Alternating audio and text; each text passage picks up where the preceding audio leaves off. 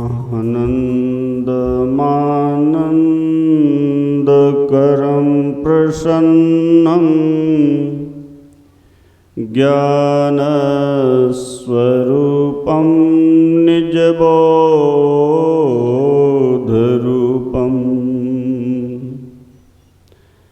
योगीन्द्रयमेड्यं भवरोगवैद्यं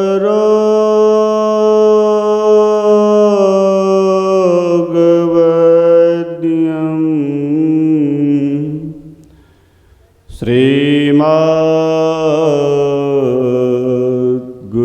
नित्यमहं नमामि।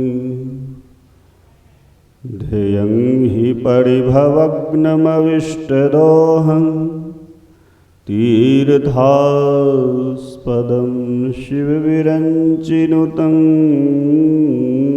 शरण्यं वृत्यारतिहं प्रणतपालभवाब्धिपोतम्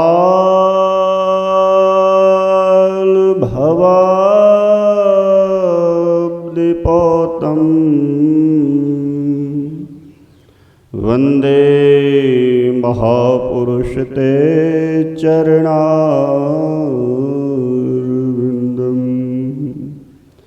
वन्दे महापुरुष ते चरणारविन्दम्।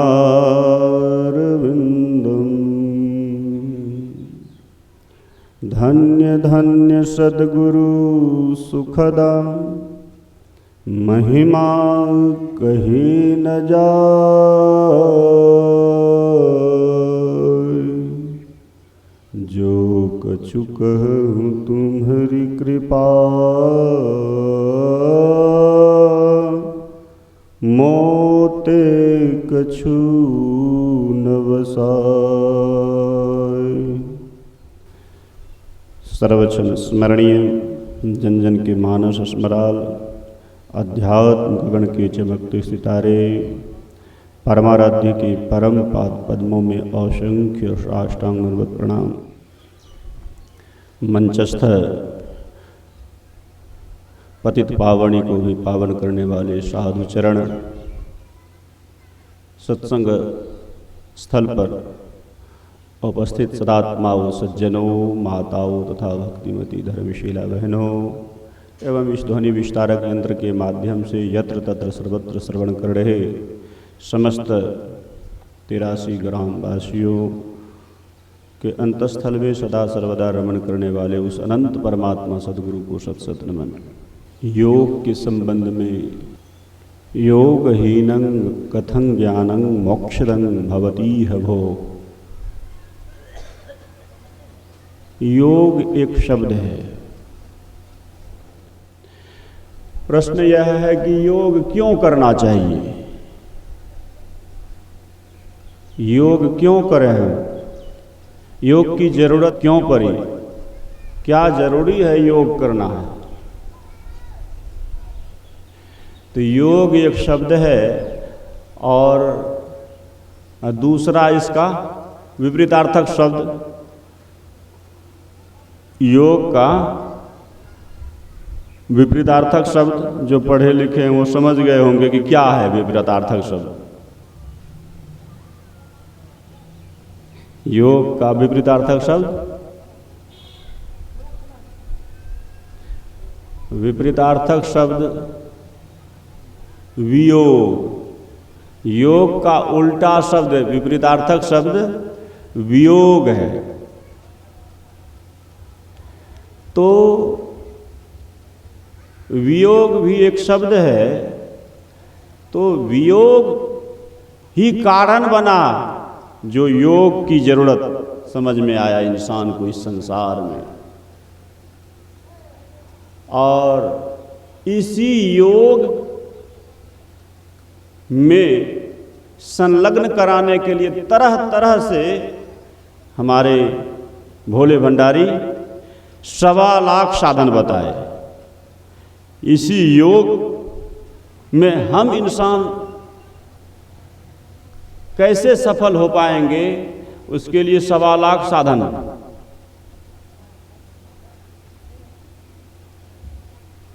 का एक विशाल का ग्रंथ की रचना करना पड़ा। तो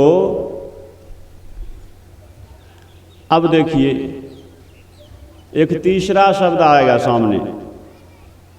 ये इस योग वियोग बना कारण, जो योग की आवश्यकता समझ में आई, लेकिन योग हमारे जीवन में आरंभ हो जाए, हमारे जीवन में योग आरंभ जिस हो जाए, वो अवसर को क्या कहेंगे? वो सब अवसर जब आएगा, वो क्षण जब आएगा, वो समय जब, वो घड़ी जब आएगा हम इंसान के जीवन में, जिस इंसान के जीवन में जब आया, उस घड़ी को क्या कहेंगे? संयोग। नहीं, सीधे सीधे सरल शब्दों में समझिए, और छोटे छोटे शब्दों को, एक एक शब्दों के सहज में, स्वाभाविक में और सरल ढंग से अगर समझेंगे तो फिर योग बहुत भारी नहीं लगेगा। नहीं तो योग विषय बड़ा भारी विषय समझ में आता, नहीं, बड़ा भारी लगता है। लेकिन इसको सहज, सरल और स्वाभाविक, योग का वास्तविक परिचायक यही है। किसी भी बिंदुओं पर, किसी भी क्रिया क्षेत्र में, किसी भी विभाग में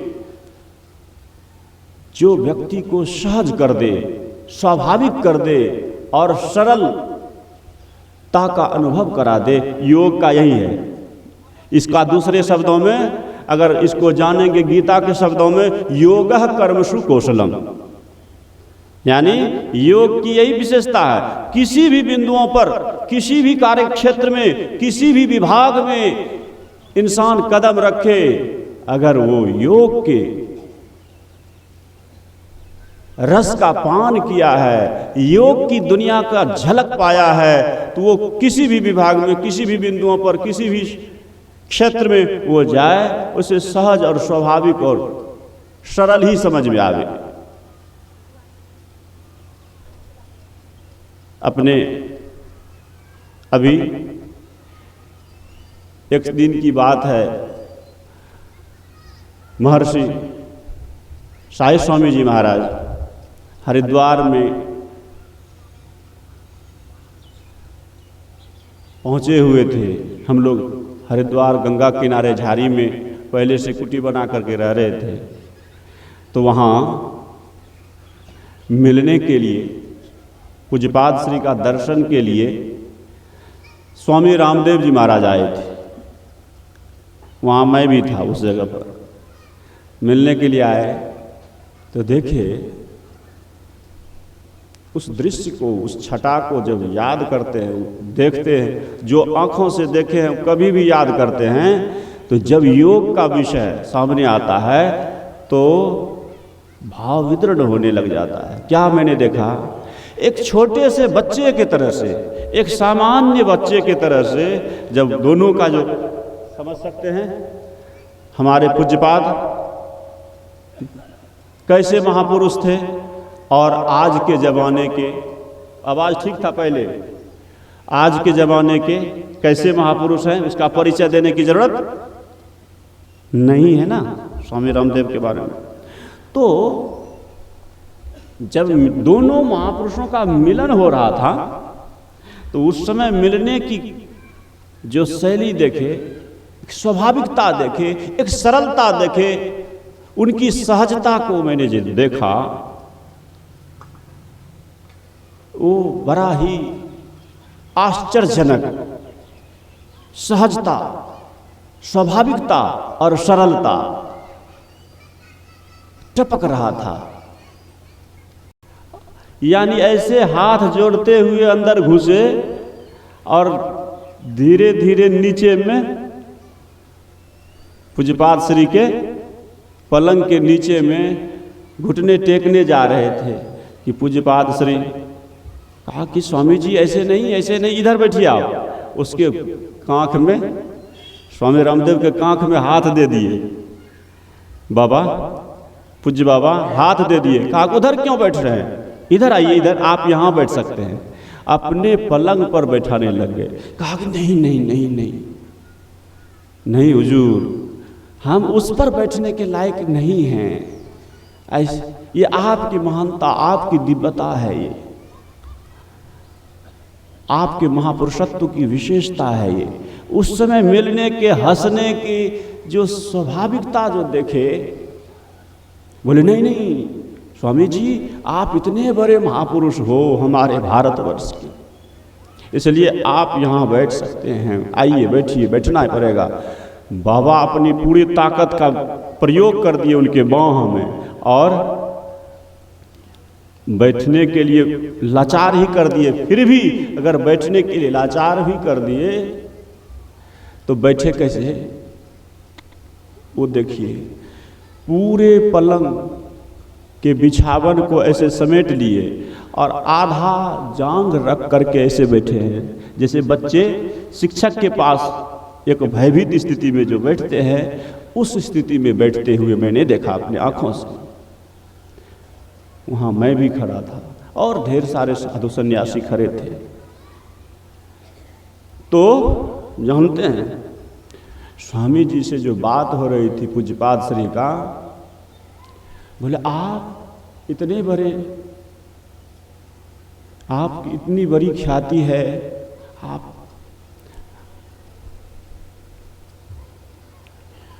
हमारे भारतवर्ष के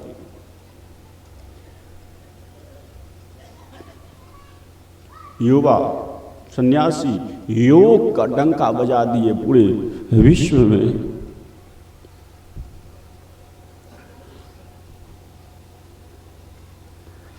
पूज्यपाद श्री बोल रहे हैं, पूरे विश्व में योग की डंका बजा दिए हैं आप। इसलिए आपसे मिल करके मुझे बहुत आह्लाद हो रहा है। पूज्यपाद श्री स्वामी सत्यानंद जी महाराज सूचना दिए थे वहाँ से कि मेरे पूज्य गुरु जी आए हैं, आप अगर हो सके तो दर्शन करते चल के। तुरंत तैयार हुए, तो नहीं तुरंत तैयार हुए, कोई बॉडीगार्ड आदि कुछ नहीं, स्वाभाविक में गाड़ी पर बैठे ड्राइवर के साथ चल दिए अकेले। उस समय जब बोल रहे थे, जो उनकी वास्तविकता का वर्णन जो कर रहे थे, वो लगा कि शर्मा शर्मा सा रहे थे। पूज्यपाद की वाणी सुन करके शर्मिंदित हो रहे थे, हाथ जोड़े हैं ऐसे। आज के जमाने में अपने संत मत में ही देखिए ना, थोड़ी सी विशेषता, प्रभुता, कुछ एकाध विलक्षणता अगर आ जाए, फिर देखिए उसकी अकड़पन, हमसे हमारे बराबर कोई नहीं, क्या नहीं? बताने की जरूरत नहीं है, सब उसमें, अगर अपनी कमी तो सब जानते हैं, लेकिन इतनी बड़ी अकूत वैभव और इतने बड़े सम्मान के सरताज पहने हुए, लेकिन उसका कोई भान नहीं। और यहाँ पर वहाँ पर मैंने उनके मुखारविंद से सुना, कहा कि मैं अपने को जितना बड़ा कह रहे हैं हुजूर, उतना बड़ा मैं अपने को नहीं देख पा रहा हूँ। जब आप जैसे महापुरुषों के मुखारविंद से सुनता हो तो थोड़ा गौरव होता है, लगता है कि मैं भी कुछ ऐसा हूँ जो ऐसे नहीं। जब आप जैसे महापुरुष का हृदय अगर आह्लादित होकर के कुछ सुना रहे हैं, तब मैं अपने को गौरवान्वित थोड़ा सा अनुभव कर पाता हूँ। कहने का भाव है ये क्या है, ये क्या है, किसकी विशेषता है? योग की विशेषता है योग। तो चलिए एक व्यवहारिक बाह्य ये योग का कमाल दिखाए, लेकिन ये संत मत का मंच है। संत मत के जब बाह्य योग का कमाल ये क्या से क्या करा दिया, शारीरिक योग, अष्टांग योग में सब तरह का वर्णन है, लेकिन यहाँ जो संत मत के मंच से योग का व्याख्या है उसको बहुत कम शब्दों में बहुत मूल बिंदु पर हमें आना है। तो इन 3 शब्दों को जो मैंने दिखाया ये संत मत का मूल विषय है।